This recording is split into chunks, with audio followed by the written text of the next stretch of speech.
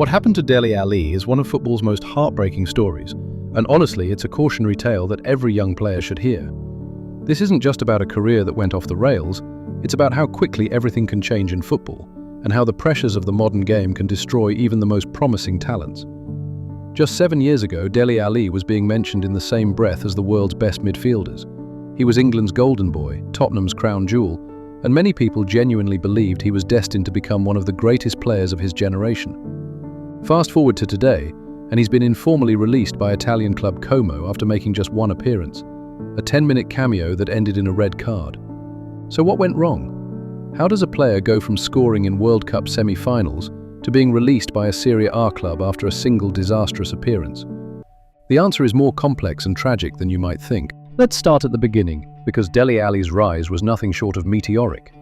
This kid came from MK Dons, not exactly a hotbed of footballing talent, and within 2 seasons at Tottenham, he was being hailed as the future of English football. His debut season in 2015-16 was absolutely incredible. 10 goals and 9 assists from midfield as a 19-year-old? That's the kind of output that gets you noticed by every top club in Europe. But it wasn't just the numbers that made Dele special. It was the way he played.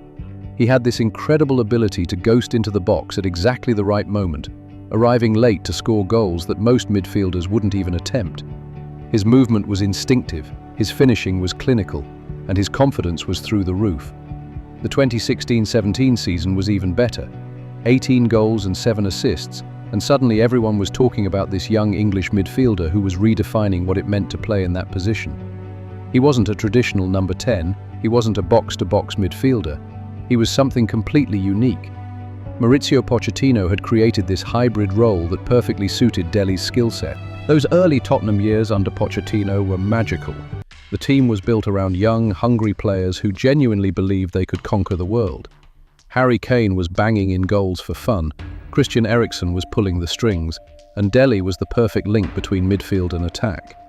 They played with this fearless intensity that made them one of the most exciting teams to watch in Europe. But here's where the story starts to take a darker turn.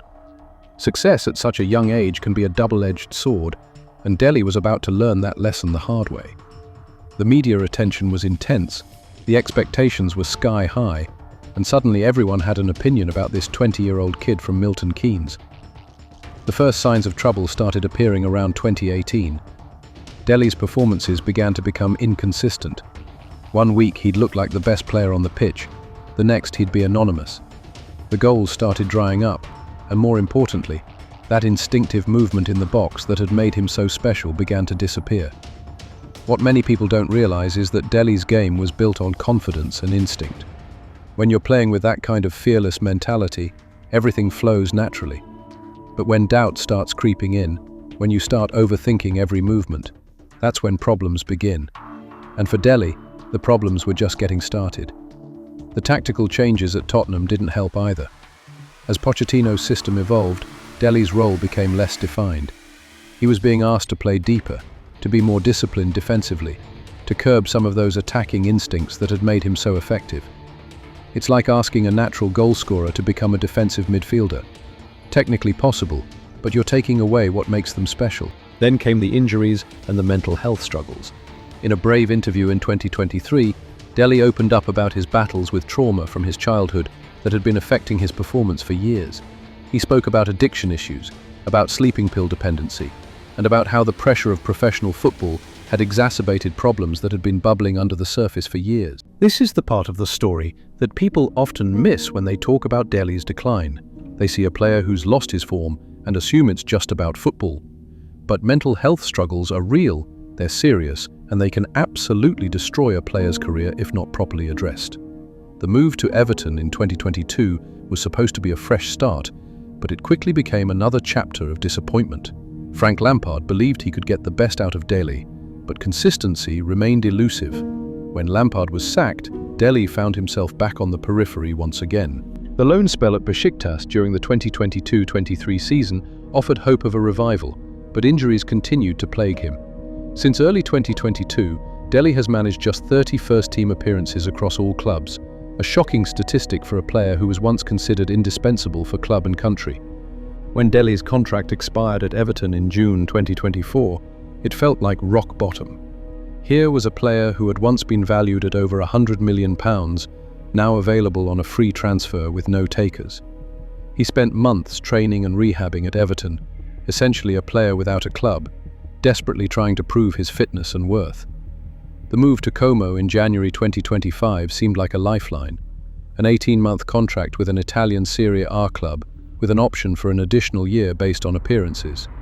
It wasn't the glamorous return many had hoped for, but it was a chance to rebuild his career in a different environment. But then came March 2025, and what should have been a fresh start turned into another nightmare. His debut for Como lasted just 10 minutes before he was shown a straight red card for a dangerous challenge. That brief cameo remains his only appearance for the club, and by August 2025, reports emerged that he was no longer in the manager's plans and had been informally released. It's hard to imagine a more devastating way for a comeback attempt to end. One appearance, one red card, and suddenly Dele was back to square one. A player without a club, searching for someone willing to take a chance on him. But here's the thing, Dele Alli's story isn't over yet. Despite everything that's happened, he's still only 29 years old, which means he should theoretically have several good years left in him. He's been linked with a potential move to Brazilian side Grêmio, and he's spoken publicly about his desire to continue playing and even harbours ambitions of making England's 2026 World Cup squad. That might sound delusional to some, but it also shows the kind of self-belief that made him special in the first place.